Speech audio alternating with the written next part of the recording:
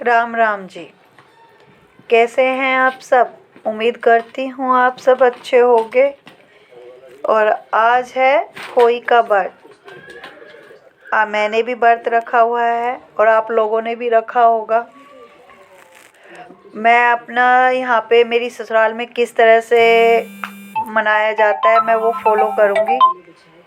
और आप मुझे बताइएगा आप कैसे मनाते हो। नहा चुकी थी मैं। नहाने के बाद मैंने बिंदी और सिंदूर लगा लिया था, लेकिन तैयार नहीं हुई थी। तैयार मैं अब हो रही हूँ। साड़ी मैंने पहन ली है और अब मैं लिपस्टिक फाउंडेशन वगैरह लगा लूँगी। बस इतना ही लगाऊँगी और कुछ नहीं करूँगी मैं। बस हल्का फुल्का तैयार होना है। और मैंने ये साड़ी पहनी है और इसके साथ मैंने ये वाला ब्लाउज़ टिम अप कर लिया। हमारे दोपहर को हो जाता है व्रत, मतलब दोपहर को ही खुल जाता है। पूरे दिन का नहीं रखते हम, क्योंकि कुछ लोग तारों की छाँव में मतलब पूज के व्रत खोलते हैं। हम लोग दोपहर को ही खोल लेते हैं। मेरी ससुराल में ऐसे ही है। और चूड़ियाँ मैंने आपको दिखाई थी, वही चूड़ियाँ मैं पहनूँगी। बस थोड़ा सा ही सेट बनाया है मैंने, छोटा सा ही, क्योंकि थोड़ी देर के लिए पहनना है। बस उसके बाद निकाल दूँगी। ज़्यादा कुछ नहीं कर रही। और इसके बाद जाऊँगी मैं किचन में, क्योंकि पूजा के लिए पूड़े उतारने हैं। और यहाँ पे मेरे ना हाथ में कट है और यहाँ पे चूड़ियाँ पहनते हुए बड़ा दर्द होता है।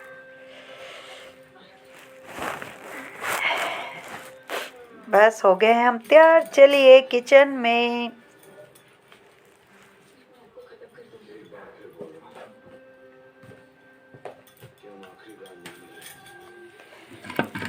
ये है पूड़े।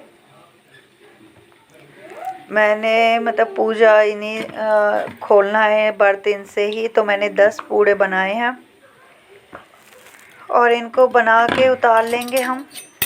पूड़े मेरे से कभी भी गोल नहीं बनते हैं, उनकी शेप ऐसी ही रहती है मेरी हमेशा। कभी भी बना लूँ मैं ऐसे ही बनते हैं। अब मुझे नहीं पता क्यों ऐसे बनते हैं। मैं कितनी भी कोशिश कर लूँ नहीं होता।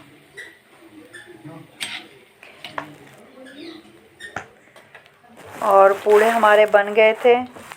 इधर बनाने लगी मैं पिट्ठी, क्योंकि मेरे हस्बैंड का खाना भेजना है खेत पे। पिट्ठी बनाते हुए हमने आलू पहले मैंने उबाल के मैश करके रखे हुए थे। उसमें मैंने नमक, लाल मिर्च, गरम मसाला, कटी हुई प्याज बारीक कटी हुई हरी मिर्च और हरा धनिया मिलाया है।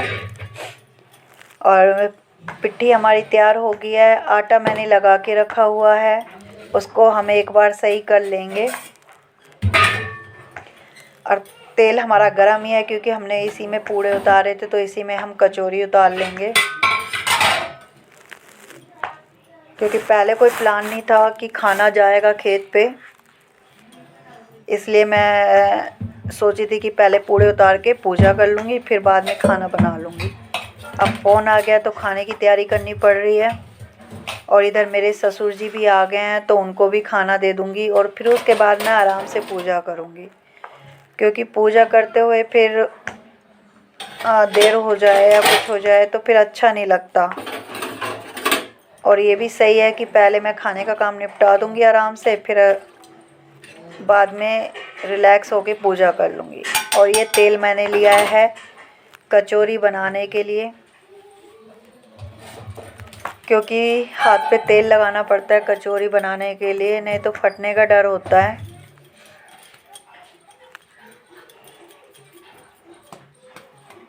और कचौरी बनाने का मेरा शॉर्टकट है, वो आप देखिएगा।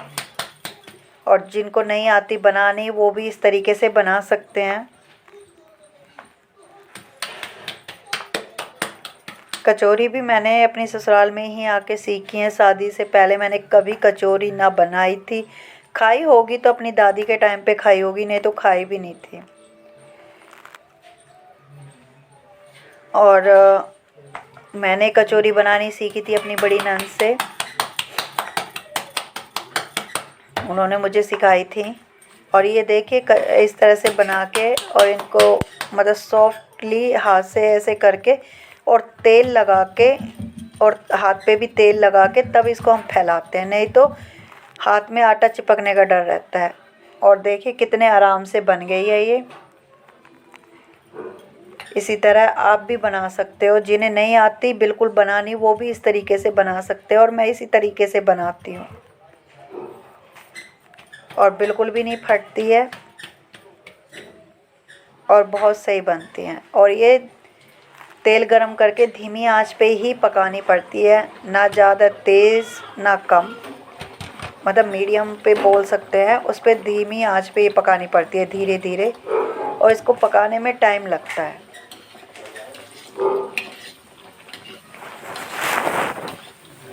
अब ये बन रहा है, आप देखिएगा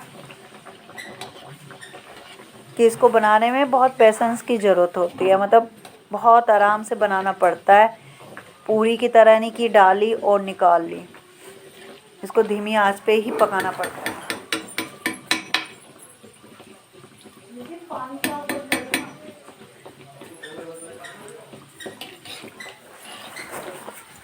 और ये बन गई है हमारी कचौरी। आप देखिए और एंजॉय करिएगा और मुझे बताइएगा आपको कैसी लगी।